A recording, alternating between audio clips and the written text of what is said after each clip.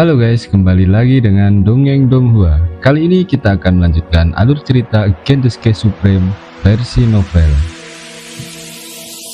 Di cerita sebelumnya, Dante Swansong telah membuat patung penghormatan untuk Tan Yun dan diletakkan di puncak raksasa Panlong di sebelah monumen daftar naga. Apa yang akan terjadi selanjutnya? Langsung saja kita ke alur ceritanya.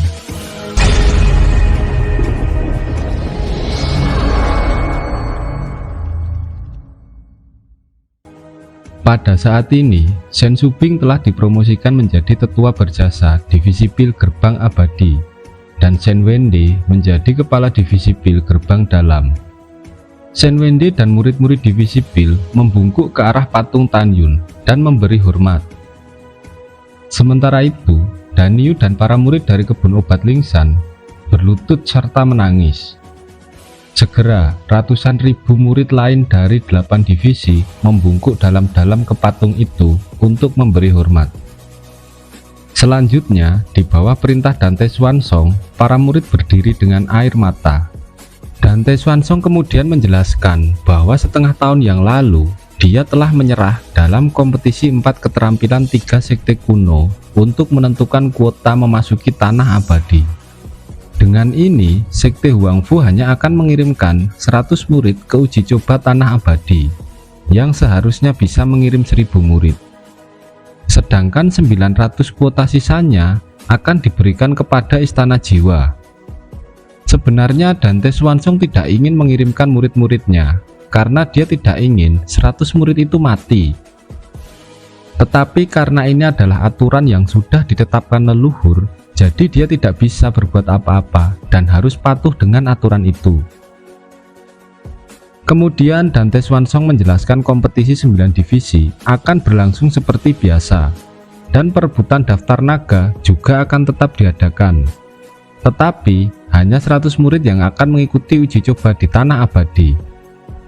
Dante Swansong ingin mereka dengan sukarela untuk mengajukan diri mengikuti uji coba di tanah abadi, karena besar kemungkinan akan mati di sana. Mendengar ini, suasana di puncak sangat tertekan dan para murid terdiam. Mereka harus berhati-hati tentang pilihan hidup dan mati. Beberapa saat kemudian, Nanggong Ruksue mengajukan diri untuk mengikuti uji coba itu. Dante Swansong tersenyum karena Nanggong Ruksue adalah adik dari Nanggong Yukin. Maka murid Sekte Abadi dan Istana Jiwa tidak mungkin membunuhnya. Lalu Danyu dan para murid dari Divisi Pil dan Kebun Obat Lingsan juga mengajukan diri. Shen Wende mengingatkan Danyu bahwa dengan kekuatannya saat ini, dia pasti akan mati ketika bertemu murid dari Sekte Abadi atau Istana Jiwa. Tetapi Danyu tidak memperdulikan itu, karena dia hanya ingin menaruh dupa untuk Tan Yun. Setelah itu, banyak murid dari divisi lain juga mengajukan diri.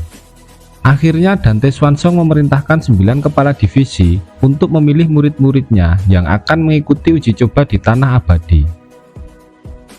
Beberapa waktu berikutnya, Dante Swansong memberitahu 9 kepala divisi bahwa karena telah memasuki tahap penting pembangunan kota perdagangan, dia tidak akan pergi ke Sekte Abadi.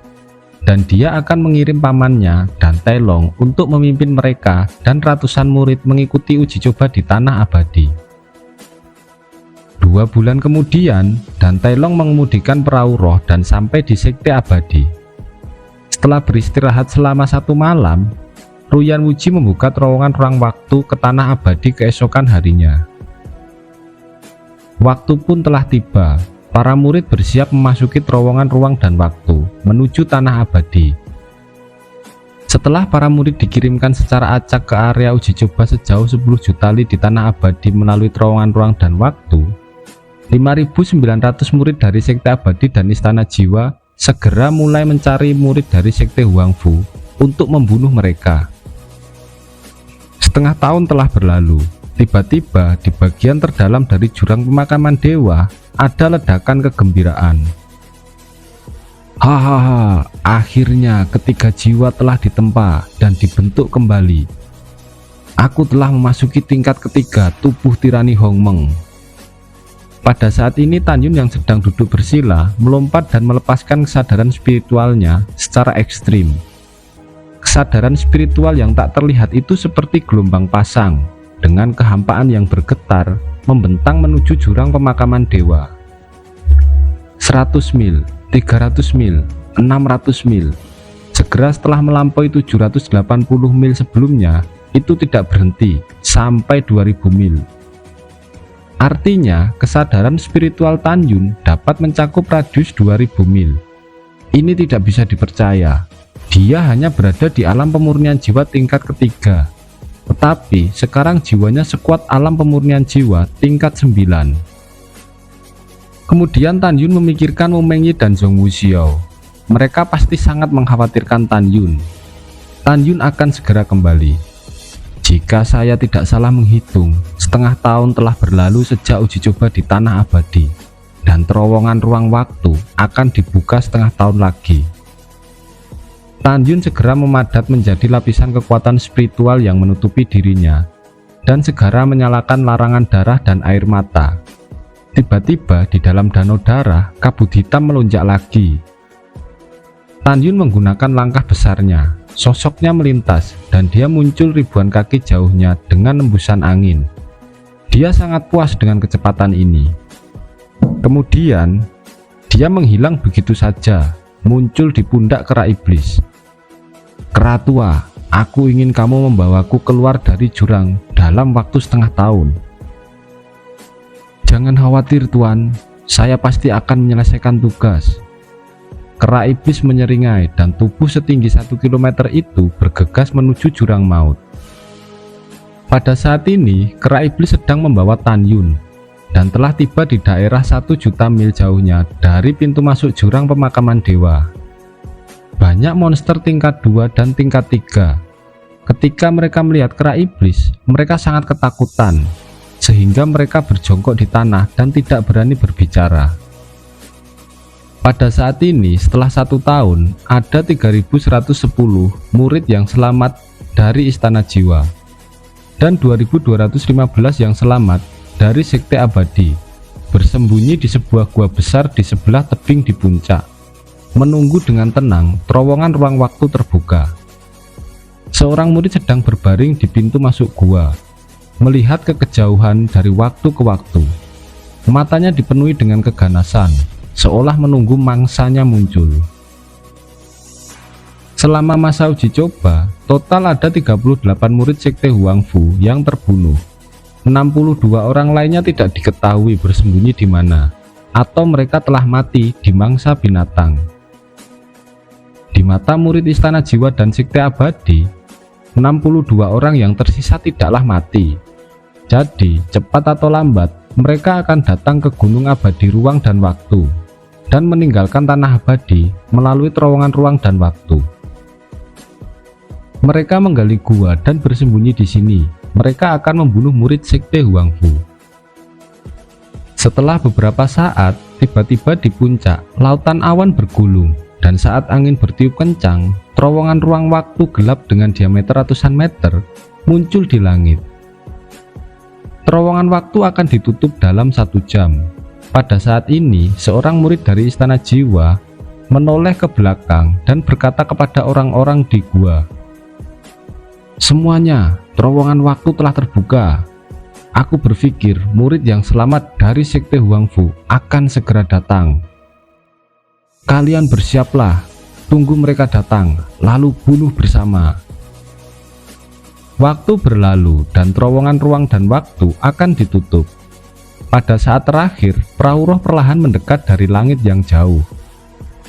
Saat ini ada seorang wanita berdiri di depan. Dia adalah Nanggong Ruksui. Setelah 1 tahun, dia telah menerobos dari alam jiwa janin tingkat 9 ke alam jiwa janin tingkat sempurna. Pada saat ini, dia melihat ke atas gunung peri ruang dan waktu ratusan mil jauhnya, dengan rasa kewaspadaan di matanya yang indah. Ada 30 murid di belakangnya termasuk Danyu. Semua orang di perahu roh setelah mengetahui bahwa Nanggong Ruksui memperlambat kecepatan perahu roh, mereka semua berkata, "Saudari muda Nanggong, kurasa tidak ada musuh di puncak. Apakah mereka sudah pergi melalui terowongan ruang waktu? Saudari muda Nanggong, bagaimanapun juga terowongan ruang waktu akan segera ditutup. Bukankah mereka menunggu kita sebelum kembali ke sekte abadi? Dengan spekulasi melayang di telinga, Nanggong Ruksue mengemudikan perahu roh untuk berhenti terbang, mengambang di kabut dan awan yang mengalir. Dia kembali melihat ke kerumunan, tatapan cerah melintas di matanya, lalu dia berkata, "Semuanya, untuk mencegah mereka menyergap kita di puncak, kita akan pergi ke sana. Kita tidak bisa pergi ke sana untuk saat ini. Mari kita tunggu sebentar. Ketika terowongan ruang waktu hanya memiliki 20 nafas tersisa untuk ditutup, saya akan mendorong perahu roh untuk bergegas. Saat itu, Anda akan meninggalkan perahu roh dengan kecepatan tercepat dan memasuki terowongan ruang dan waktu." Waktu berlalu tanpa disadari. Ketika terowongan ruang waktu ditutup hanya 20 nafas, Nanggong Ruksue mengendarai perahu roh menuju puncak gunung peri ruang waktu dengan kecepatan tercepat. Ketika perahu roh muncul ribuan kaki di bawah terowongan ruang waktu dalam kehampaan, Nanggong Ruksue memerintahkan, "Cepat ke terowongan ruang waktu." Setelah 30 orang menjawab, mereka mengeluarkan pedang terbang mereka dan menginjak pedang terbang untuk naik menuju terowongan ruang waktu. Tiba-tiba tawa menyeringai dengan niat membunuh terdengar dari langit di atas. Detik berikutnya, sekelompok sosok manusia dari gua membawa cahaya pedang sepanjang 100 meter. Dengan kejam akan memenggal dan membunuh 30 orang dari sekte suci Huangfu yang akan memasuki terowongan ruang waktu. Ribuan cahaya pedang yang hampir menghancurkan kehampaan tiba dalam sekejap, membuat 30 murid dari sekte suci Huangfu harus melepaskan kesempatan untuk memasuki terowongan ruang waktu dan terpaksa melarikan diri. Ketika 30 orang melarikan diri ke puncak dengan ketakutan, bayangan yang tak terhitung jumlahnya tiba-tiba muncul di atas puncak, berubah menjadi 5.325 murid sekte abadi dan istana jiwa, membentuk sangkar bola besar berbentuk manusia. Hanya Nanggong Ruksue yang belum menyingkirkan perahu roh yang tidak lagi dikepung. 30 murid ketakutan. Semua harapan disematkan kepada Nanggong Ruksue. Nanggong Ruksue yang terlihat cemas tidak menunggu untuk berbicara. Pada saat ini, seorang murid dari istana jiwa menuju ke arahnya, mengangkat tangannya dan berkata, "Kami menghormatimu sebagai saudari putri suci. Jadi, kami tidak akan membunuhmu, tapi tolong, cepatlah pergi." Nanggong Ruksue tidak akan pergi, kecuali mereka melepaskan murid-murid lainnya. Pada saat ini, seorang murid laki-laki berkata, "Kami tidak akan membunuhmu, tetapi tentu saja kami tidak akan membiarkan mereka pergi." Setelah itu, orang ini tidak memberikan kesempatan kepada Nanggong Ruksue untuk berbicara. Dia sangat menunjukkan keganasannya, menunjuk ke 30 murid sekte Huangfu yang dikepung. "Hari ini kalian tidak bisa lari. Semuanya, kita akan memasuki terowongan ruang waktu setelah membantai mereka." Lebih dari 2000 murid sekte abadi dengan mata ganas akan menyerang 30 murid sekte Huangfu. Nanggong Ruksue menjerit, dia tidak bisa menerimanya.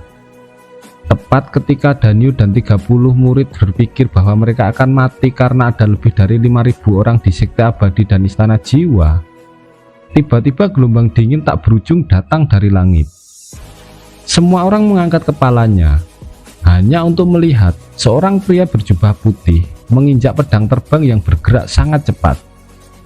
Detik berikutnya, bayangan putih itu berubah menjadi pemuda berjubah putih, menginjak pedang terbang, melayang di atas kepala semua orang. Itu adalah Tan Yun. Dia sudah memasukkan kera iblis ke dalam tas binatang roh. Semua orang di puncak memandang Tan Yun dengan ekspresi berbeda. Nanggong Ruksue melebarkan matanya yang indah, seolah-olah dia melihat hantu, dan dia tidak bisa mengucapkan sepatah kata pun karena terkejut. Hal yang sama berlaku untuk Danyu dan murid sekte Huangfu lainnya. Tan Yun pernah pergi ke sekte abadi untuk berpartisipasi dalam pertandingan 4 keterampilan dari 3 sekte kuno. Oleh karena itu, para murid dari Sekte Abadi tidak asing dengan Tan Yun. Mereka memandang Tan Yun dengan takjub, kehilangan kesadaran sesaat, dan bahkan lupa bernafas. Tan Yun tidak mati. Bagaimana mungkin ini terjadi? 3 tahun lalu, hari ini adalah hari di mana uji coba terakhir berakhir. Bukankah tidak ada Tan Yun di antara orang-orang yang selamat dari Sekte Huang Fu? Bukankah Tan Yun pergi ke Tanah Abadi dan tinggal di sana selama 3 tahun? Pada saat ini, 3.450 murid di Istana Jiwa tidak mengenali Tan Yun. Ketika semua orang berpikir hanya ada satu kesamaan, yaitu kultivasi Tan Yun tidak terlihat. Setidaknya 3.000 dari orang-orang ini berada di tahap pertama alam pemurnian jiwa. Dan sekarang tidak mungkin untuk melihat tingkat kultivasi Tan Yun. Hanya ada 2 kemungkinan. Pertama, Tan Yun menyembunyikannya. Kedua, Tan Yun berada di atas mereka. Murid laki-laki dari Istana Jiwa, Mei Chao Feng, memegang pedang dan menunjuk ke arah Tan Yun dengan marah. "Siapa kamu?" "Siapa aku? Aku adalah orang yang membunuh murid dari Istana Jiwa dan Sekte Abadi. Apakah kamu Tan Yun?" Mei Chao Feng tercengang sesaat. Tan Yun membunuh begitu banyak orang di Istana Jiwa.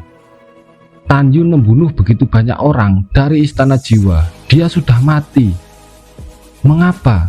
Apakah kamu berencana untuk berpura-pura menjadi Tan Yun? Meskipun begitu, aku tetap akan membunuhmu. Sebelum kata-kata itu selesai, seorang murid Sekte Abadi berteriak dengan suara serak.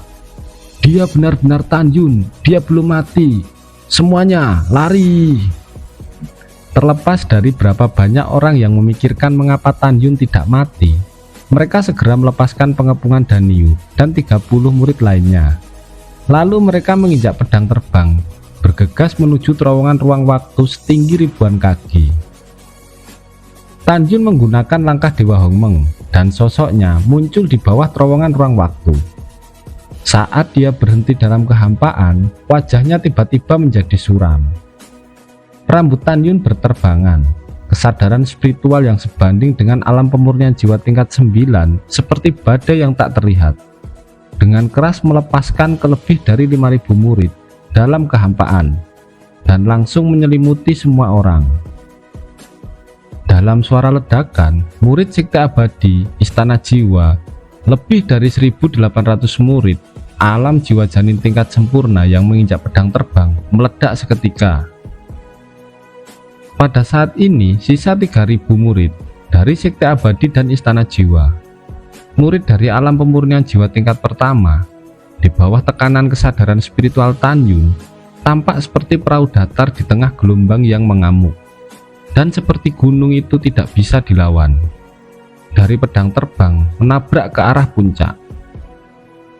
Dalam debu, lebih dari 3.000 murid tidak dapat bergerak di bawah tekanan spiritual Tan Yun. Mengapa Tan Yun tidak menghancurkan semua orang ini sampai mati? Itu karena dia ingin Danyu dan murid lainnya secara pribadi mengeksekusi musuh yang ingin membunuhnya. Tan Yun menatap 30 orang yang menunggu Danyu, yang baru saja melewati dirinya. "Bukankah mereka tadi ingin membunuh kalian?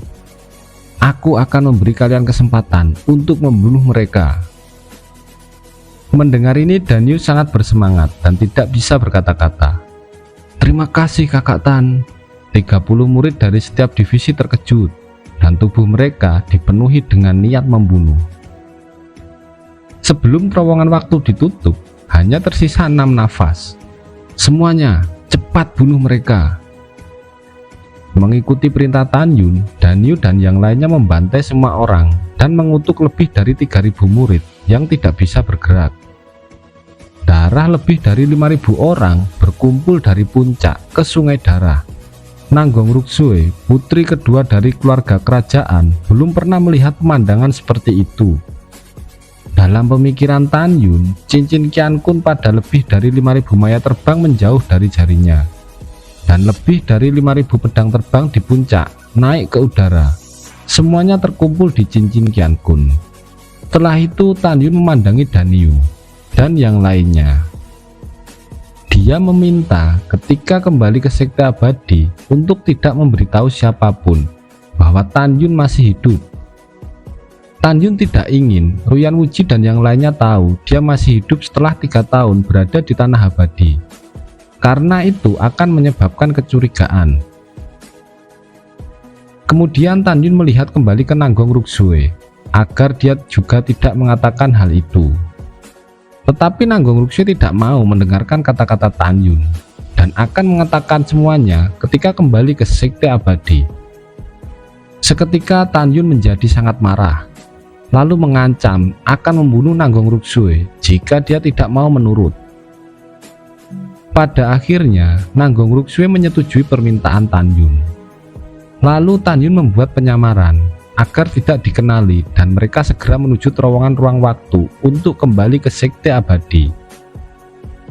Pada waktu yang sama, semua orang di Sekte Abadi menunggu dengan cemas kembalinya murid-murid mereka dari Tanah Abadi.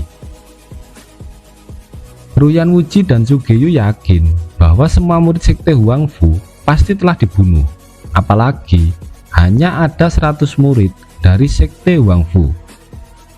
Sedangkan Dan Tailong dan 9 kepala divisi Sekte Huangfu berpikir bahwa hanya Nanggong Ruksue yang akan selamat.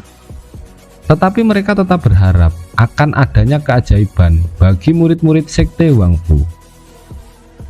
Setengah jam telah berlalu dan Tailong tiba-tiba bangkit. Dia melihat seorang murid berjubah putih yang telah terluka tanpa bisa dikenali, tersandung dan terbang turun dari terowongan ruang waktu. Orang itu adalah Tan Yun.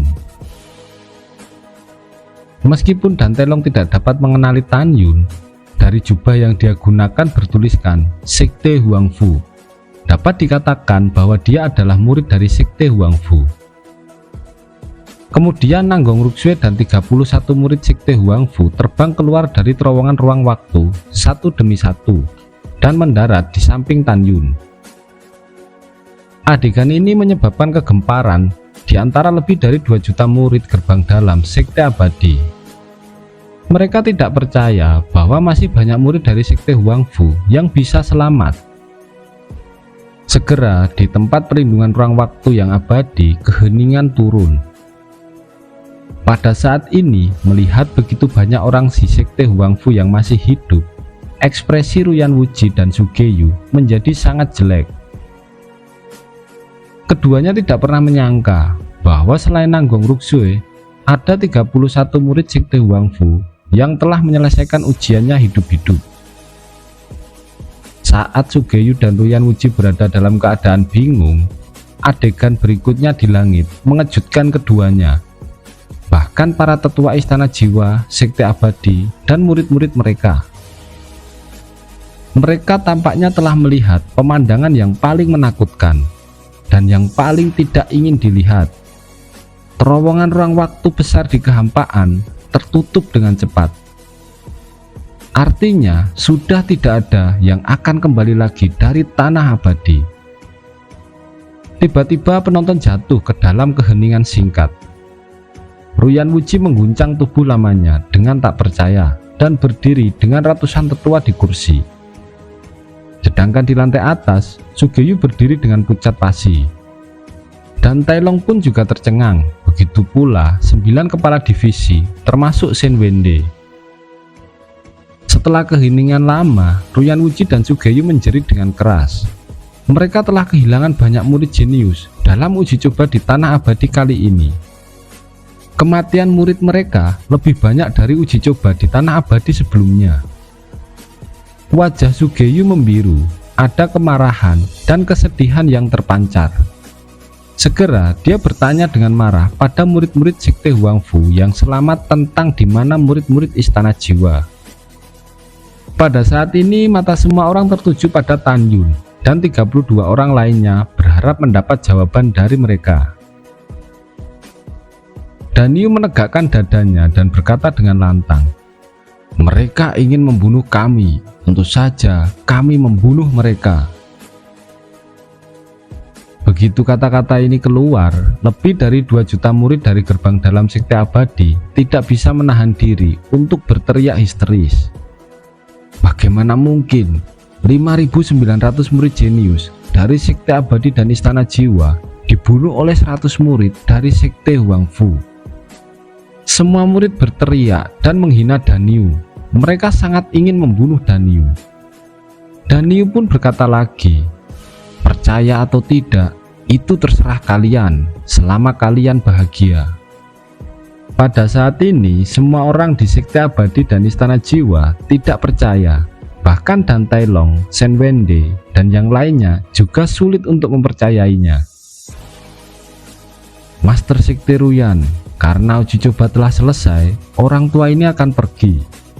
Dan Tai Long bangkit dengan keraguan, melambaikan tangan kanannya, dan sebuah perahu roh keluar dari lengan jubahnya, berubah menjadi perahu raksasa dari kehampaan. Murid sekte Huangfu kembali ke sekte. Tan Yun dan 32 orang lainnya bergegas ke perahu roh. Selanjutnya, Dan Tai Long dan Shen Wende, 9 kepala divisi gerbang dalam, menaiki perahu roh. Ruyan Wuji memerintahkan seorang tetua untuk mengantar Dan Tai Long pergi. Setelah itu, dia melihat Sugeyu dan berkata, "Master Suge, jangan panik. Nanti penguasa ini akan membuka terowongan ruang waktu. Anda dan saya akan pergi ke tanah abadi untuk mencari tahu." Sugeyu mengangguk, lalu dia berkata, "Tuan istana ini tidak akan pernah percaya bahwa semua murid istanaku telah mati." Di kapal roh, Tan Yun memandang Sugeyu dan Ruyan Wuji, tetapi dia tidak ingin berbicara. Ketika tetua sekte abadi terbang menjauh dari tempat perlindungan ruang waktu abadi dengan Dan Tai Long, Ruyan Wuji tidak sabar untuk membuka terowongan ruang waktu dan bersama dengan Sugeyu menuju ke tanah abadi. 3 jam kemudian, di atas pegunungan peri ruang waktu, 2 retakan ruang gelap muncul satu demi satu. Segera, Ruyan Wuji dan Sugeyu melangkah keluar dari celah angkasa.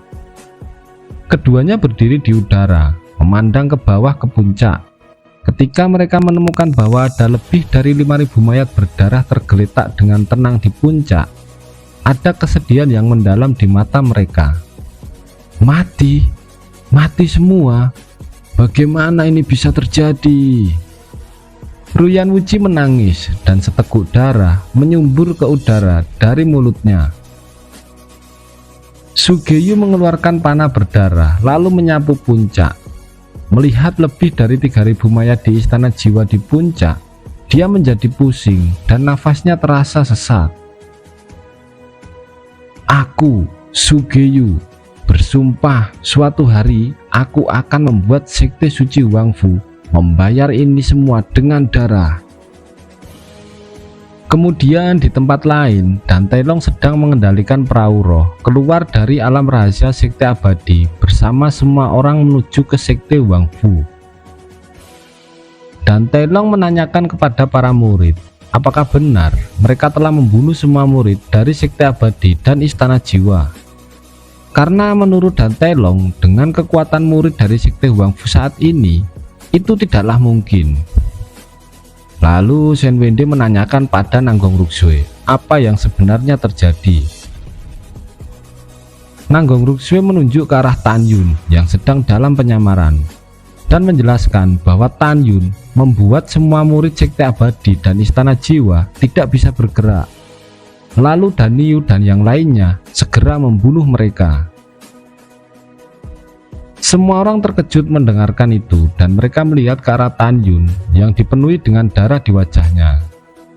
Lalu Shen Wende menanyakan, siapakah dia sebenarnya? Karena murid itu telah berada di alam pemurnian jiwa tingkat ketiga. Kemudian dengan perlahan Tan Yun maju dan membungkuk ke arah Shen Wende. Lalu dia berkata, "Junior Tan Yun memberi salam kepada kepala tetua." Mendengar itu semua tetua terkejut, karena yang mereka tahu Tan Yun telah mati dalam uji coba di tanah abadi 3 tahun lalu. Dan Tai Long juga sangat terkejut, karena dia mendengar cerita ini dari Dante Swansong bahwa murid kesayangannya bernama Tan Yun telah mati.